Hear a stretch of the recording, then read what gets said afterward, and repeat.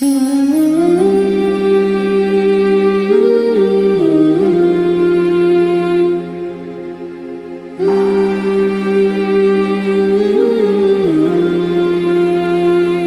al-Imam rahimahullahu ta'ala wa kuntu awaddu an yakuna madhhabuhu ka madhhabi Imam Malik radhiyallahu anhu fi anna al-ma'a wa in qalla la yanjusu illa bit-taghayyur idhil hajatu massatun ilayh wa matharul wasawisi ishtiradul qullatain wa li ajlihi syuqqa 'ala an-nas dhalik wa huwa la'umri sababul masyaqqah wa ya'rifuhu man yujarribuhu yata'ammaluh. Imam Al-Ghazali rahimahullah ketika beliau menyimpulkan permasalahan najis menurut mazhab al-Imam Asy-Syafi'i rahimahullah yang mengatakan air jika tidak sampai 2 kulah, tidak banyak artinya, akan bernajis dengan sebab kena najis walaupun airnya tidak berubah. Artinya kalau air 1 ember kemudian jatuh setetes najis darah ataupun setetes kencing, pasti air 1 ember tidak berubah. Kalau kita cium baunya tidak berubah, kita rasa rasanya juga tidak berubah, begitu juga warnanya tidak bakalan berubah. Ini seperti ini mazhab Syafi'i, batal air tadi tetap najis walaupun tidak berubah.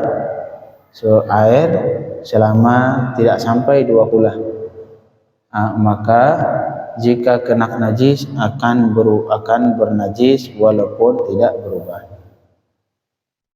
Beda halnya kalau airnya banyak sampai 2 kulah. Di sini baru mazhab Syafi'i juga sama seperti mazhab Imam Malik. Air yang banyak jika kena najis tidak bernajis kecuali kalau sudah berubah salah satu sifatnya, baik warnanya ataupun baunya ataupun rasanya. Apabila salah satu dari 3 ini sudah berubah, sudah kecium dengan bau najis, walaupun berubah, walaupun airnya banyak, tetap bernajis. Cuman Al-Imam Al-Ghazali rahimahullah beliau mengomentari sedikit mazhab Syafi'i yang beliau merasa ini sesuatu hal yang berat. Apalagi kalau misalkan kita di rumah yang kebetulan kamar mandinya kecil, otomatis baknya kecil, nggak pasti nggak sampai 2 kulah. Ini kalau misalkan baknya kecil, ntar sedikit jatuh kayak cicak harus dicuci lagi, dibersihin lagi. Jadi kata beliau ini hal yang sulit untuk dilakukan apabila kita ingin memperlakukan harus sesuai dengan mazhab al-Imam Asy-Syafi'i rahimahullah. Kata beliau, wa kuntu awaddu, dan aku, kata Imam Al-Ghazali, berharap ataupun beliau menyukai, aku suka kalau mazhab al-Imam Asy-Syafi'i seperti mazhab Imam Malik saja. Beliau mengakui mazhab Imam Syafi'i seperti ini, air sedikit kena najis akan dianggap najis walaupun tidak berubah. Jadi kata Imam Al-Ghazali, saya lebih cinta, lebih berharap kalau misalkan mazhab Syafi'i sama seperti mazhab Imam Malik yang mengatakan wa annal ma fi wa in qalla la yanjusu illa bit taghayyur.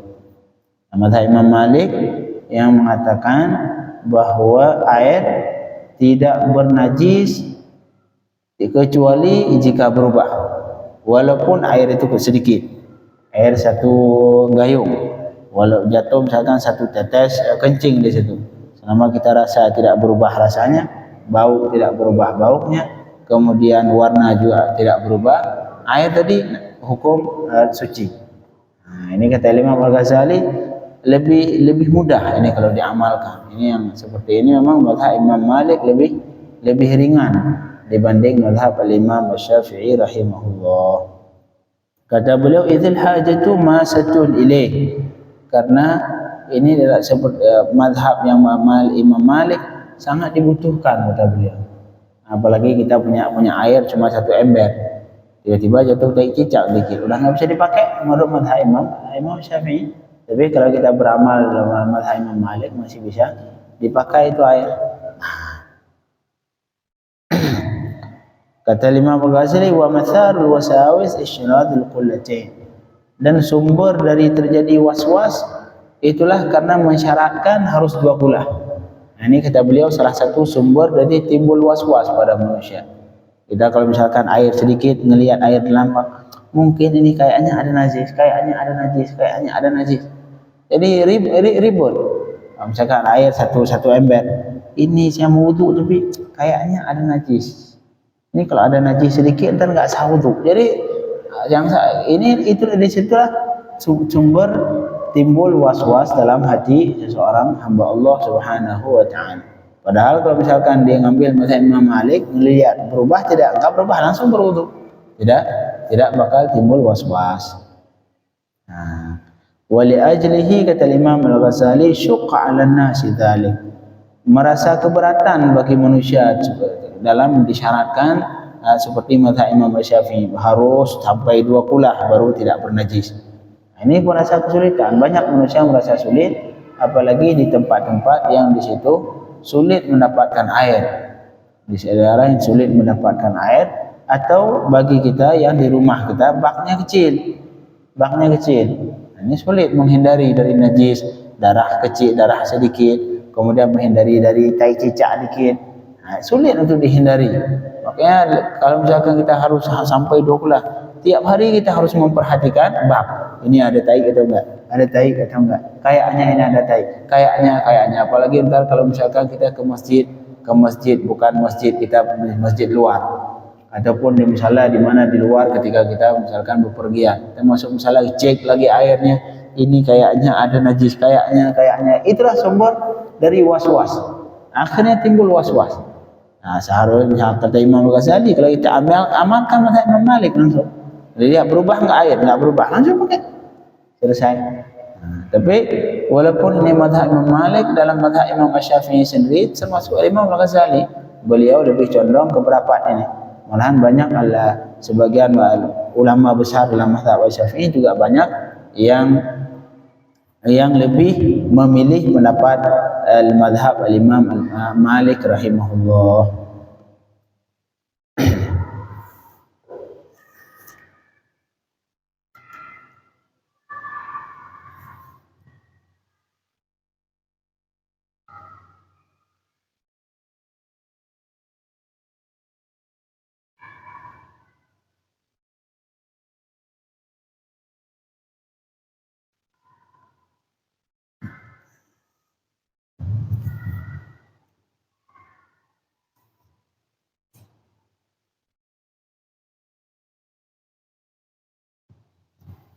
Inilah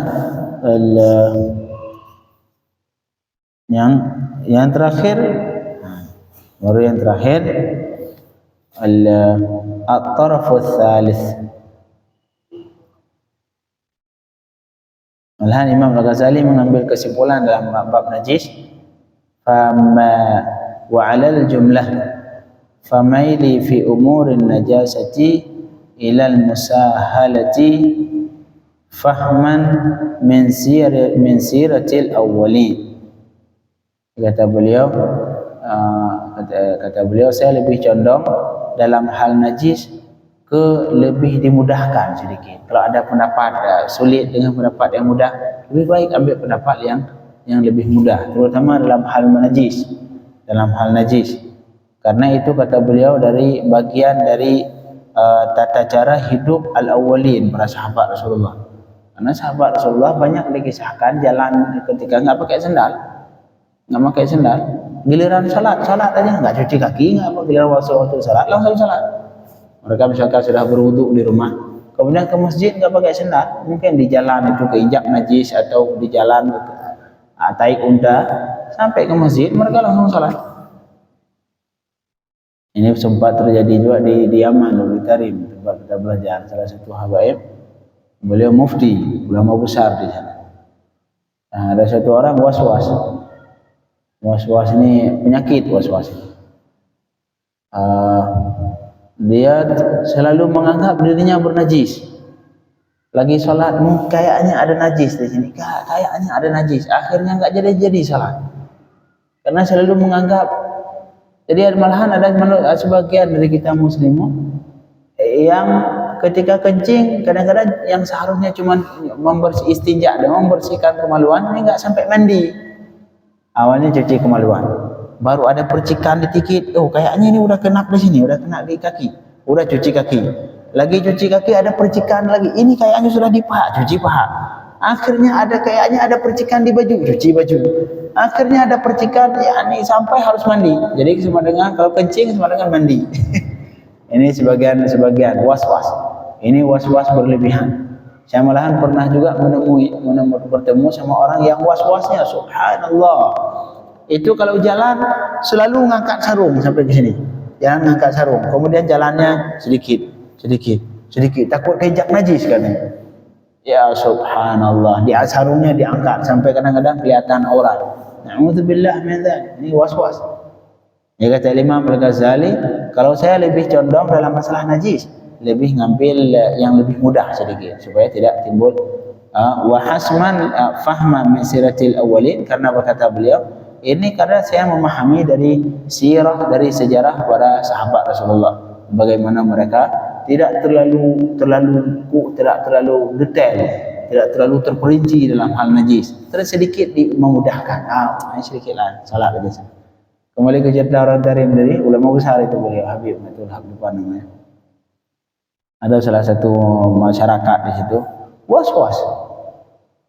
Aku lagi sholat enggak mau, kadang-kadang mau takbir takut ini kayaknya ada najis di sini. Udah dicuci lagi, keluar cuci.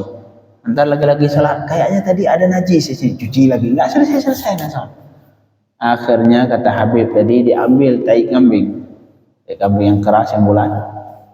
Diambil, kata beliau ini najis enggak, kata beliau. Ditanyain ke orang, najis Habib, najis. Ya, kamu yakin ini najis? Yakin Habib kamu najis. Yakin kalau itu tai kambing najis, yakin 100%. Kata beliau, ini saya ambil tai kambing, saya masukkan kantong. Tai kambing saya masukkan kantong. Yakin kan sekarang kamu bernajis? Yakin Habib, salat. Ya Habib saya bernajis, salat aja. Entar saya bertanggung jawab entar dengan Allah Subhanahu wa taala. Kata beliau, entar urusan saya yang berhadapan dengan Allah. Kamu salat. Nah, ini cara menghilangkan penyakit was-was. Ini masih was-was kak, kata beliau. Kalau tadi kamu masih mungkin ragu, kayaknya ada najis, kamu enggak berani salat. Sekarang kamu yakin ada sana najis, yakin enggak? Yakin, kata beliau. Yakin ada najis, tapi salat. Silakan salat.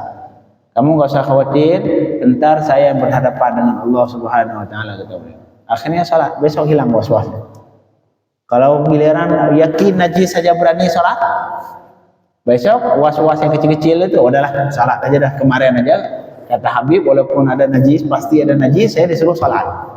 Hari ini enggak pasti, enggak ada najis, ini ragu-ragu dah salat ya sudah. Nah, ini cara ulama menghilangkan penyakit was-was. Yakin enggak, kata beliau? Yakin. Ya udah dimasukin ke kantong salat, kata beliau. Entar di hari kiamat biar saya berhadapan dengan Allah, saya bertanggung jawab sama Allah Subhanahu wa taala. Subhanallah. Karena beliau mengambil, ada sebagian pendapat ulama yang mengatakan kotoran dari binatang yang bisa dimakan dagingnya tidak bernajis, suci. Ada sebagian pendapat seperti itu. Sebagian pendapat yang mengatakan kotoran binatang yang halal dimakan daging, yang halal dimakan kotorannya tidak bernajis. Kotoran unta ataupun kotoran kambing, kotoran pokoknya binatang yang halal dimakan enggak bernajis. Kata beliau ngambil pendapat itu salat, kata beliau. Ntar di hari kiamat saya bertanggung jawab. Akhirnya ini orang salat yakin dengan Habib ini karena beliau ulama besar. Salat beliau. Besoknya hilang was-was. Besoknya beliau tanya, masih takut-takut enggak najis? Enggak lagi Habib. Kenapa? Kemarin saja saya yakin ada najis di kantong, saya berani salat. Hari ini enggak ada, ngelihat di kantong aja enggak ada najis, salat. Itu yang menghilangkan was-was. Makanya bahaya was-was. Dia kata beliau, saya lebih condong dalam hal najis ke musahalah, lebih dientengkan sedikit. Yang pertama karena memahami dari cerita, dari cerita orang para awalin, para sahabat Rasulullah. Kemudian wahasman limaddatil wiswas. Yang kedua untuk menghilangkan unsur waswas. Karena ini kalau terlalu dipersulit dalam hal najis, ini enggak boleh, ini harus seperti ini. Oh ya subhanallah, waswas enggak selesai. Ini kayaknya masih ada najis, Ada sebagian saya pernah bertemu juga sama orang, itu kalau ngebilas pakaian diangkat jauh, panjang angkat. Jadi misalkan pengen nyuci satu baju, ya subhanallah butuh air bukan 3 gayung, kalau 1 gayung aman.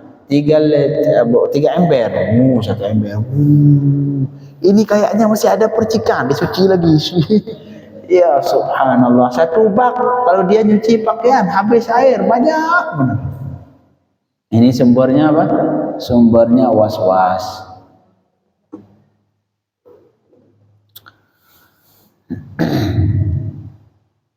Kata beliau, wa bidzalika aftaitu bit-taharah fi ma waqa'a al-khilaf fihi min hadhihi al-mas'ail. Kata beliau,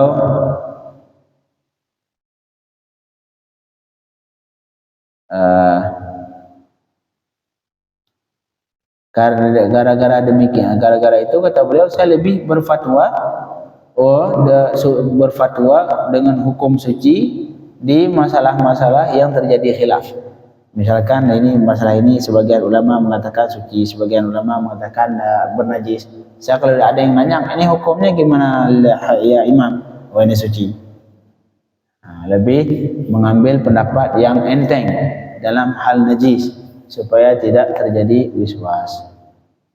Kemudian at-taraf ats-tsalits, pembahasan yang poin yang ketiga yang dibahas tentang najis adalah kaifiyatil izalah, cara membersihkan najis. Jadi ini poin yang dibahas Imam Al-Ghazali 3 hal. Yang pertama masalah najis, apa saja benda-benda yang najis. Kemudian poin yang kedua tentang apa saja alat yang dipakai untuk menghilangkan najis. Yang pertama batu istinja ataupun benda yang lain yang bisa mengangkat najis yang kering. Kemudian poin yang kedua benda yang menghilangkan najis yaitu air. Kemudian yang terakhir poin yang 3 pembahasan beliau cara membersihkan najis.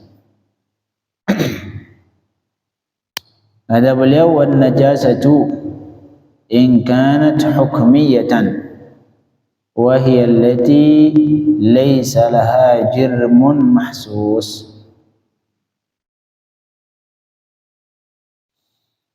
Najis jika ia itu berbentuk hukmiyah, karena najis dalam fikih Islam dibagi 2. Ada yang najis hukmiyah namanya. Satu lagi najis ainiyah. Najis hukmiyah wa hiya allati laysa laha jirmun mahsus. Najis hukmiyah artinya najis yang tidak memiliki materi yang bisa dilihat ataupun bisa dicium ataupun bisa dirasa. Ini najis misalkan ini celana kita kena kencing, tapi sudah kering. Ini udah kering, ketika dilihat nggak ada bekas lagi, nggak kelihatan. Terus ketika dicium nggak bau. Satu lagi ketika dirasa nggak ada rasa sama sekali. Ini gimana? Ini namanya najis hukmiyah. Ataupun terjadi misalkan di sini nih, biasa di keramik kalau kita di rumah, di keramik. Makanya cak solusi untuk membersihkan keramik kalau ada najis. Kalau kita rumah kita ada pakai keramik atau pakai marmer atau granit, itu kalau misalkan ada najis gimana cara membersihkan saat? Jangan dipel. Kalau dipel justru nyebar najis semua. Jadi caranya ngambil tisu, misalkan ada tai cicak. Pertama ambil dulu semua yang semua tai cicaknya diambil dulu. Jangan pakai air dulu. Ambil aja sampai nggak ada lagi, sudah hilang cicaknya. Ketika dicium nggak tercium lagi. Ketika dilihat sudah nggak ada, bersih sudah. Udah nggak kelihatan sama sekali lagi, bersih, nggak ada lagi ainnya sama sekali. Baru setelah itu tinggal siram sekali selesai. Nah ini cara untuk membersihkan najis. Ataupun kita di rumah misalkan adanya nyamuk, darah nyamuk di lantai, itu juga sama. Awalnya kalau misalkan lagi kering nggak bisa dibersihkan, ambil tisu dulu, basahin tisu dikit, basahin dilap dulu sampai kemudian dikeringin pakai tisu yang lain yang kering. Sudah ketika dilihat sudah hilang jejak, nggak kelihatan sama sekali lagi. Udah kering, baru kemudian tinggal siram pakai air sekali selesai. Jangan dipel. Nah, jangan seperti yang terjadi kemarin di masjid kita, subhanallah, yang pas yang ada kotoran anjing di sini. Apalagi kotoran anjing lebih berbahaya, dicuci sampai 7 kali, kemudian harus pakai, salah satunya harus pakai tanah. Ada terjadi, subhanallah, tiba-tiba dipel. Sampai anda, termasuk saya sama santri itu, setengah hari habis waktu buat mensucikan di sekitar itu semua. Nah, dipel. Padahal dasarnya kalau cuma di tempat itu doang, nggak dipel, najis cuma situ doang, diambil najisnya, dibersihin, tinggal cuci situ doang 7 kali selesai. Ini nggak dipel. Setelah dipel otomatis najisnya sudah menyebar kemana-mana. Akhirnya kita hampir setengah hari ngabisin waktu buat mensucikan kotoran anjing yang di situ. Nah, makanya perlu ilmu. Kalau nggak ada ilmu seperti itu muskilah.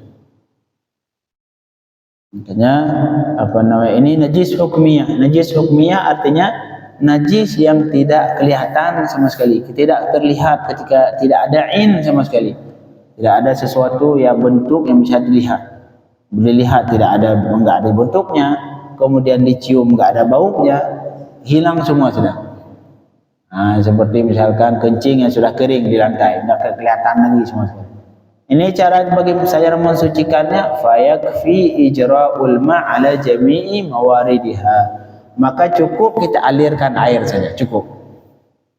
Artinya air harus mengalir. Air harus mengalir di atas tempat najis tadi. Enggak boleh cuman di satu tetes, setetes doang cip situ. Enggak boleh, harus ngalir air. Walaupun di air kita taruh sedikit, kita alirkan pakai tangan, kita dorong pakai tangan boleh. Syaratnya air harus mengalir. Tidak boleh pakai lap, pakai tisu, pakai tisu basah dilap seperti ini. Nah, ini enggak ngalir air. Jadi solusi seperti itu. Misalkan ada darah, ada tai cicak di rumah, jangan dipel. Diambil dulu, dibersihkan dulu taiknya, pakai kain yang pakai tisu atau pakai apa saja yang, ataupun kalau perlu dibasahin tisu, basahin dulu dikit sampai hilang. Udah kecabuk, keambil semua, kemudian dilap pakai tisu yang kering yang baru, yang akhirnya sudah enggak kelihatan sama sekali, udah kering semua, hilang jejak. Ini masih bernajis tempatnya, masih bernajis, tapi sudah berubah menjadi najis hukmiyah. Tinggal alirkan air sedikit selesai, suci. Jangan dipel. Ini kadang-kadang kita ya enggak paham dan enggak mau belajar. Akhirnya ada tai cicak di rumah dipel. Akhirnya satu rumah bernajis. Gimana mau salat satu rumah bernajis? Kita salat di situ, wudu di situ. Ini gimana caranya? Yang salah siapa? Yang salah karena tidak mau mempelajari. Nah, jadi hal yang kecil seperti ini perlu diperhatikan. Ini najis yang pertama, yaitu najis hukmiyah. Insyaallah untuk najis ainiyah besok kita lanjutkan. Allahumma